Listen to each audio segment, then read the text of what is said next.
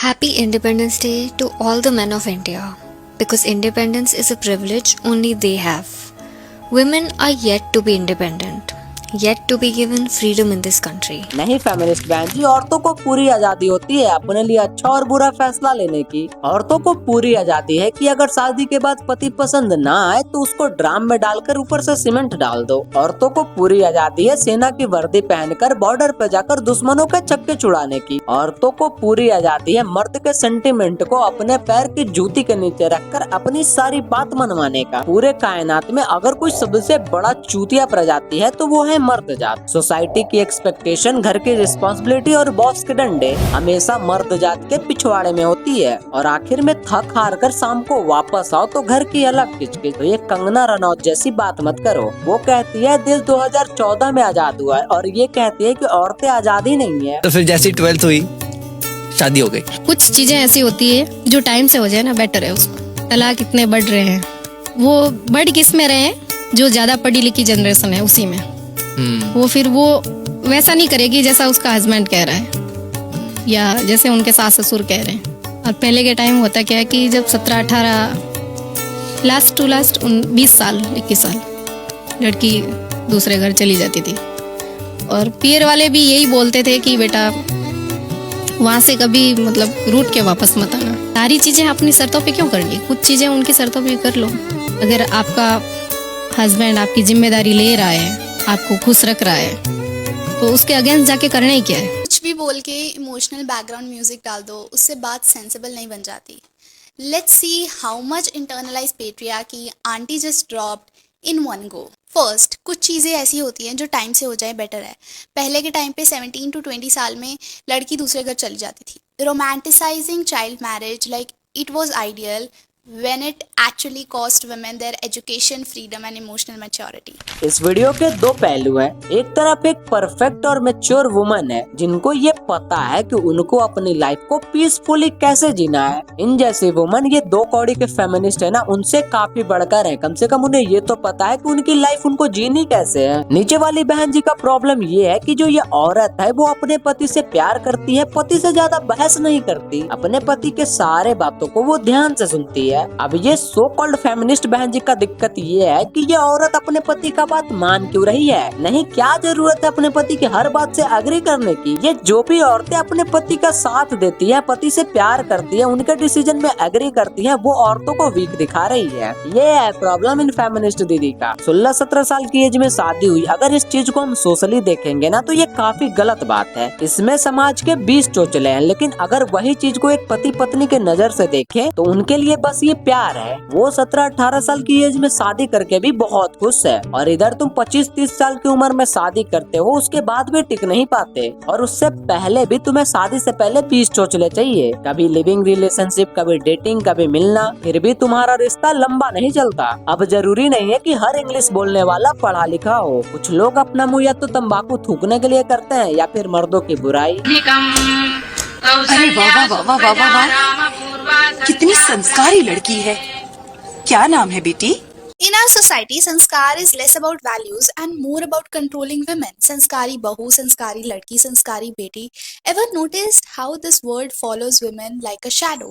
If a woman chooses to dress a certain way, love on her own terms, talks back, says no, sets a boundary, she is definitely not a sanskari. भाई, ये लड़की अपना मुंह खोलती ही क्यों है? मतलब कोई लड़की सर पर पल्ला रख ले, मंदिर जाए, पूजा करे तो वो संस्कारी नहीं है। वो बस एक बाउंड्री में कैद है। समाज ने उसको अपने एथिक्स में फंसा कर रखा है। इनके नजर में संस्कारी वो हैं जो 10 बजे तक पार्टियां करते हैं। इनके नजर में संस्कारी वो हैं जो 2 बॉयफ्रेंड, 3 एक्स, 4 सिचुएशनशिप, 4 BFF रखते हैं। वो होते हैं असली संस्कारी। Growing up, did you call your mother tu, tum or aap? What about your father? Did you call him the same thing?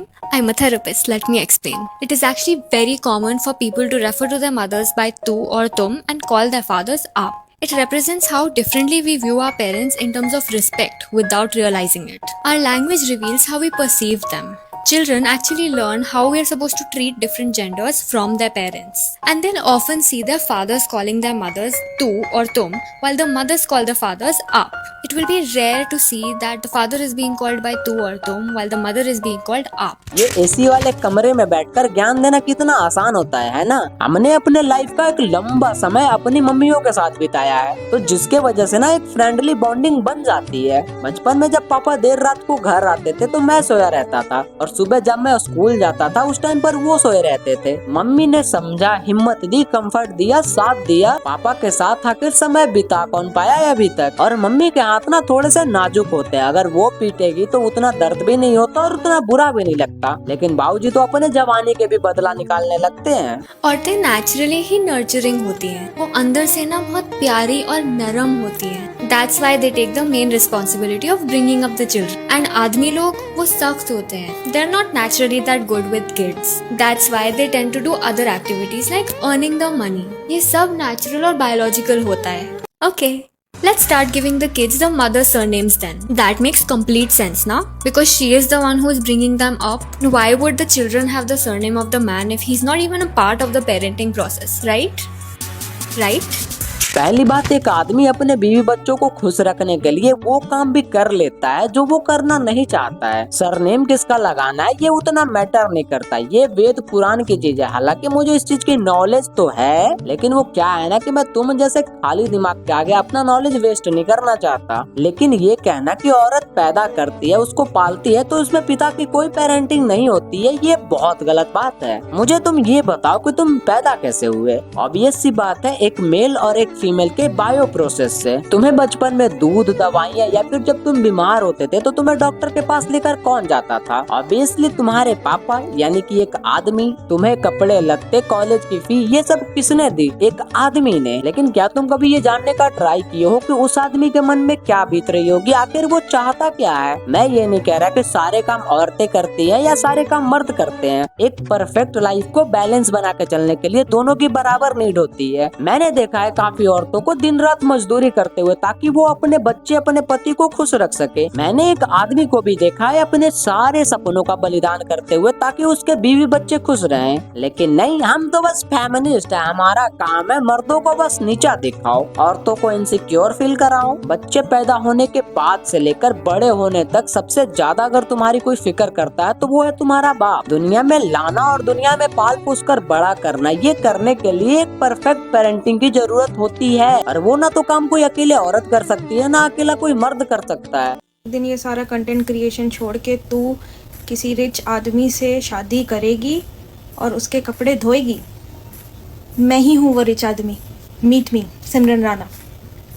और जिस दिन ये नौबत आ गई कि मुझे पैसों के लिए किसी आदमी से शादी करनी पड़ रही है, मतलब शादी मुझे पैसों के लिए करनी पड़ रही है, उससे पहले मैं 50 माले की बिल्डिंग से कूदना पसंद करूंगी। मैं वेट कर रहा हूँ तुम्हारी शादी का। तुम्हारी शादी में विदाउट इनविटेशन मैं ये देखने आऊंगा कि जिससे तुम शादी कर रही हो वो कितना गरीब है। इंटरनेट पर हगना आसान है। जब कोई लड़की का बाप लड़का देखने जाता है ना तो उसकी 50 चीजें देखी जाती है, और पहले देखी जाती है नौकरी कौन सी करता है, पैसे कितने कमाता है, कितना पैसा है उसके पास। और 50 माले की बिल्डिंग पर चढ़ना मत, हो सकता है तुम ऊपर चढ़ोगी बिल्डिंग नीचे आ जाएगी। What is the one thing that you would like to change about Indian marriages?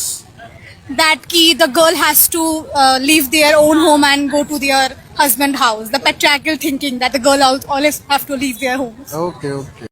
Spiritually एक स्ट्रॉन्ग रीजन है कि क्यों लड़की ही अपने माँ बाप का घर छोड़ के लड़के के पास जाती है रहने और लड़का नहीं आता है। हाँ, ले चलो हमें विदा करके, हमें इससे कोई ऐतराज नहीं है। मेरे खर्चे उठा लो, मेरे पूरे परिवार के खर्चे उठा लो, जैसा कि एक मर्द करता है, और ले चलो अपने घर विदा करके। ये फेमिनिज्म में औरतों के लिए बोलना होता है या औरतों के खिलाफ बोलना होता है? इनको बस मर्द जात से ही नहीं, सामाजिक मर्यादाओं से भी प्रॉब्लम है। और वैसे भी ये घर जमाई का प्रथा ना बहुत पहले से चली आ रही है। ये भी उतना ही सेंसलेस है जितना तुम्हारा इंस्टाग्राम पे होना। मैं 22 साल की हूँ, मैंने शादी करी है अपनी मर्जी से, and I love cooking for my husband, for my family sometimes. जितनी मैंने पढ़ाई करी है I am satisfied with that. और I am also graduated, but thank God कि मेरी थिंकिंग तुम लोगों जैसी नहीं है, तुम लड़कियों जैसी नहीं है, तभी I am happily satisfied in my married life. You know what, सच तो ये है कि तुम जैसे लोगों की वजह से ही, जैसा मैंने बोला, डाइवोर्स केसेस और एलिमनी के स्कैम्स बढ़ रहे हैं, तभी लड़के डरते हैं आजकल शादी करने के। You must have seen such videos where a young lady dressed in traditional attire wakes up early to make food for her in-laws and her husband. Then she proceeds to clean the whole house by hand. She chose this simple life of discipline and family values. Okay, first of all, let's get something clear. Housewife creators are not housewives. They're selling you the idea that being a housewife is good. किसी महापुरुष ने कहा था कि औरत की सबसे बड़ी दुश्मन औरत ही है। कोई लड़की 22 की एज में शादी करके खुश है, अपना घर परिवार को अच्छे से संभाल रही है, उसमें भी इनको प्रॉब्लम है। मैं रिसर्च के लिए पिछले 4 दिन से इन सब की वीडियोस देख रहा हूँ। मैंने 200 से ज्यादा वीडियोस भी देख डाली, लेकिन मुझे अब तक यही नहीं समझ में आया कि आखिर ये चाहती क्या है। औरत खुश हो तो इनको प्रॉब्लम है, औरत दुखी हो तो इनको प्रॉब्लम है, मर्द जात कुछ अच्छा करे तो इनको प्रॉब्लम है, मर्द जात कुछ गलत करे तो इनको प्रॉब्लम है। कभी मर्दों को भला बुरा कहो, कभी औरतों को भला बुरा कहो। यार तुम लोग फेमिनिस्ट बनो, लेकिन कम से कम थोड़ी सी तो लॉजिक रखो। ये बिना सर पैर की बातें करने का क्या मतलब है? मैंने काफी सारी औरतों को देखा जो अपने परिवार को खुश रखने के लिए बहुत ज्यादा मेहनत करती है, और सही मायने में मैं उनको सल्यूट भी करता हूँ। वो सारी औरतें जो अपने परिवार के लिए, अपने पति के लिए, अपने काम के लिए, अपने आप के लिए लॉयल है, वो सारी औरतें इन जैसे फेमिनिस्ट से काफी बढ़कर हैं। बाकी कमेंट में अपना ओपिनियन दे सकते हो, वीडियो को लाइक और चैनल को सब्सक्राइब भी कर सकते हो।